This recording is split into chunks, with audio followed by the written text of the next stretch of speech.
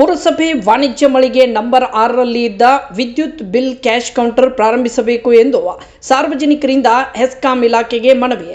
ರಾಮದುರ್ಗ ಪಟ್ಟಣದ ಹೆಸ್ಕಾಂ ಇಲಾಖೆಯಿಂದ ಗ್ರಾಹಕರಿಗೆ ಅನುಕೂಲವಾಗಲೆಂದು ಪುರಸಭೆ ಮುಂದೆ ಇರುವ ವಾಣಿಜ್ಯ ಮಳಿಗೆಯ ಮೊದಲನೇ ಮಹಡಿಯ ಮಳಿಗೆ ನಂಬರ್ 6ರಲ್ಲಿ ಈ ಮೊದಲು ವಿದ್ಯುತ್ ಬಿಲ್ ತುಂಬಲು ಗ್ರಾಹಕರಿಗೆ ಅನುಕೂಲವಾಗಲೆಂದು ವಿದ್ಯುತ್ ಬಿಲ್ ಕ್ಯಾಶ್ ಕೌಂಟರ್ ಆರಂಭಿಸಿದ್ದು ಇರುತ್ತದೆ. ಆದರೆ ಇವಾಗ ಸುಮಾರು 8 ತಿಂಗಳಿಂದ ಇದು ಬಂದ್ ಆಗಿದ್ದು ಕಾರಣ ಗ್ರಾಹಕರಿಗೆ ತುಂಬ ತೊಂದರೆಯಾಗುತ್ತಿದೆ.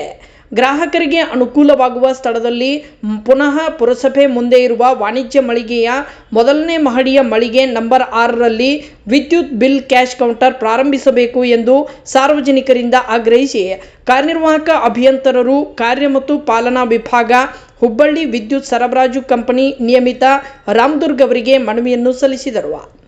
ಈ ವೇಳೆ ಪ್ರಶಾಂತ್ ಅಂಗಡಿ, ಮಹೇಶ್ ದೊಡ್ಡಮನಿ, ಅಂಬರೀಶ್ ಬಟಕುರ್ಕಿ, ಸುರೇಶ್ ಕೆ ಇಳಿಗೇರ್, ಕಿರಣ್ ದೊಡ್ಡಮನಿ, ಯಮನಪ್ಪ ಬಾರ್ಕಿ, ಜಾಫರ್ ಸಾಬ್ ಮುಲ್ಲಾ, ಬಿಯು ಬೈರಕ್ದಾರ್, ಹಟೇಲ್ ಸಾಬ್ ಬೈರಕ್ದಾರ್ ಸೇರಿದಂತೆ ಮತ್ತಿತರರು ಉಪಸ್ಥಿತರಿದ್ದರು. ವರದಿ BM ಬಿಸ್ನಾಳ್.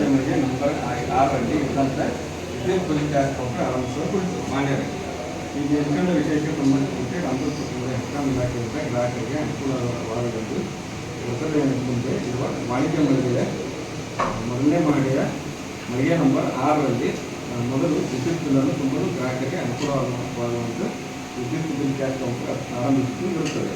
ಆದರೆ ಇವಾಗ ಸುಮಾರು 8 ತಿಂಗಳಿಂದ ಬಂದಿದ್ದು ಕಾರಣ ಗ್ರಾಹಕರಿಗೆ ತುಂಬ ತೊಂದರೆಯಾಗುತ್ತಿದೆ.